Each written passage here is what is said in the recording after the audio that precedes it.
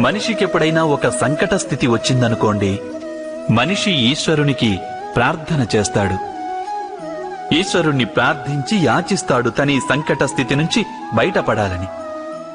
కాని ఈ ప్రార్థన యొక్క వాస్తవ రూపం ఏమిటి? ఇది మనం ఎప్పుడైనా ఆలోచించామా? ప్రార్థన అర్థం ఏమిటంటే, తనకున్న అన్ని సంశయాలు, సకల చింతలు, తనకున్న సంకల్ప వికల్పాలు, తన ప్రణాళికలన్నింటినీ ఈశ్వరుని చరణాలపై ఉంచేయడం. అనగా తన కర్మ ఫలితం ఎలా ఉంటుందోననేది ఆలోచించకుండా ధర్మానుసారం కర్మను చేయడం. ఈశ్వరేచ్ఛను సదా తన కర్తవ్యంగా భావించడం. ఇదే కదా ప్రార్థనంటే. కాని ఈశ్వరే